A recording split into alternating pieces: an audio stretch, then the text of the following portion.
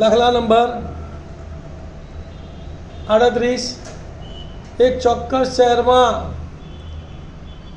30 વિસ્તારોમાં હવામાં એસઓટીની સાંદ્રતા ઘટકો પ્રતિ 10 લાખમાં એટલે કે પીપીએમમાં શોધવા માટે નીચે દર્શાવેલી માહિતી એકત્રિત કરવામાં આવી છે. એસઓટીની સાંદ્રતા પીપીએમમાં 0.004 થી 0.04ની આવૃત્તિ 4, 0.04 થી 0.08ની આવૃત્તિ 9, 0.08 થી 0.12ની આવૃત્તિ 9, 0.12 થી 0.16ની 2, 0.16 થી 0.20ની 4 અને 0.20 થી 0.24ની 2. તો હવામાં એસોટોની સાંદ્રતાનો મધ્યક શોધો. ધ્યાન આપજો ભાઈ, અહીંયા વર્ગ લંબાઈ કેવી છે? સમાન છે. સમાન વર્ગ લંબાઈ છે એટલે આપણે પદ વિચલનની રીતે દાખલો ગણીશું. તો પદ વિચલનની રીતમાં મધ્યક શોધવો હોય તો કેટલા ખાનાનો મોટો બનાવવો પડે? 5 ખાનાનો.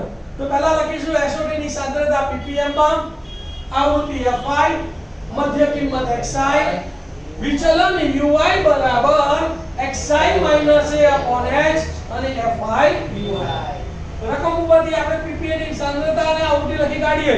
0.00 થી 0.04 ની આવૃત્તિ 4, 0.04 થી 0.08ની આવૃત્તિ 9, 0.08 થી 0.12 ની આવૃત્તિ 9, 0.12 થી 0.16 ની આવૃત્તિ 2, 0.16 થી 0.20 ની આવૃત્તિ 4, 0.20 થી 0.24 ની આવૃત્તિ 2.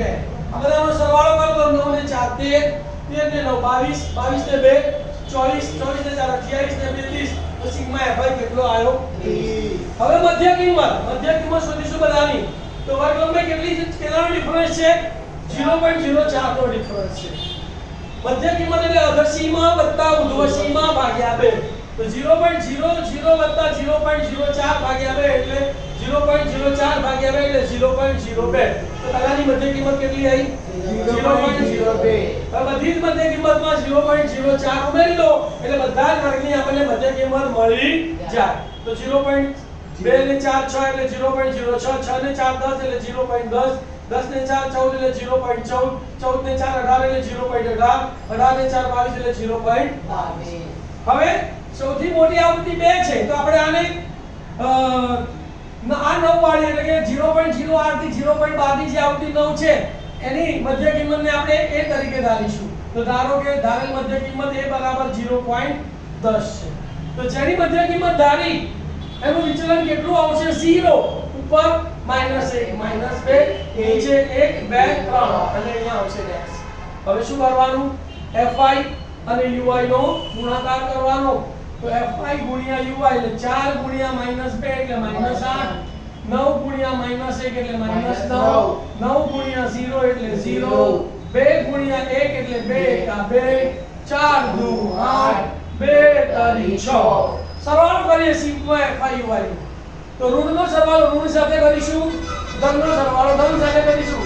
8 દુ 16 ને 1 17 એટલે -17, 8 ને 10 10 ને 6 16 એટલે +16, ઓછા વત્તાની બાદબાકી.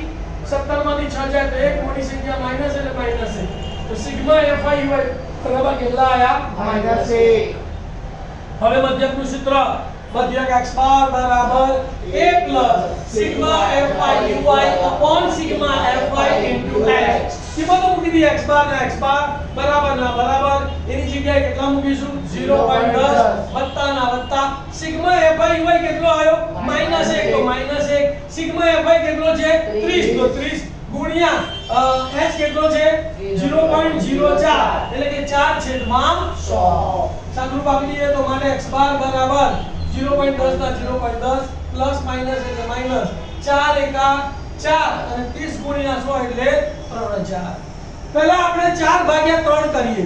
તો 4 ભાગ્યા 3 કરીએ 3 એકા 3, 4 માંથી 3 ગયો તો 1. હવે દશાંશ ચિહ્ન મૂકીને શું ઉતારતા જઈશું? તો 10 ના 3 કરી 9 એટલે અહીંયા 3 આવશે, અહીંયા 9 આવશે. 10 માંથી 9 ગયા 1, ઉપર ઉતારી 0, ફરી 3 કરી 9 અહીંયા 3 આવશે, અહીંયા 9 આવશે. 10 માંથી 9 ગયા તો 1, ફરી 0 ઉતારી તો 3 કરી 9 એટલે અહીંયા 3 આવશે અને આ રીતે ભાગ ચાલ્યા કરશે. તો ભાગફળ કેટલું આવ્યું? 1.333 ડેશ ડેશ ડેશ. તો માટે શું લખીશું બોલો? માટે x બાર બરાબર 0.10 ઓછા 1.333 ડેશ ડેશ ડેશ અને છેદમાં 3 એકા 3 એટલે કેટલા આવશે? 1000. હવે છેદમાં 1000 છે એટલે 3 દશાંશ ચિહ્ન આપણે કઈ બાજુ ખસવાનું? ડાબી બાજુ. કઈ બાજુ ખસવાનું? 3 એકમ આપણે દશાંશ ચિહ્ન ડાબી બાજુ ખસીએ તો અહીંયાથી એટલે અહીંયા આવશે, પછી એક 0 અને બે 0 મૂકીને અહીંયા 0. તો માટે શું થશે? 0.10 ઓછા 0.00133. દશાંશ ચિહ્ન પછી 3 જ આંકડા જોઈએ તો આપણે આ ચોથા આંકડા 3 ને દૂર કરીએ તો એ 5 થી કેવો છે? નાનો. એટલે 3 જતા રહેશે અને આને પણ આપણે 3 દશાંશમાં ફેરવીએ તો શું થશે? માટે x બાર બરાબર 0.100 ઓછા 0.001 આશરે 100 માંથી 1 જાય તો 99. 0 માંથી 1 ના જાય દસકો લીધો, 1 ઉપર 0, 0 પરથી 9 અને 0 પરથી 10, 10 માંથી 1 ગયા તો 9, 9 માંથી 0 ગયા તો 9 અને 0 માંથી ને 0 એટલે 0. તો મારે x બાર બરાબર 0.099 ppm આશરે. ખ્યાલ આવી ગયો? નથી કાઢો.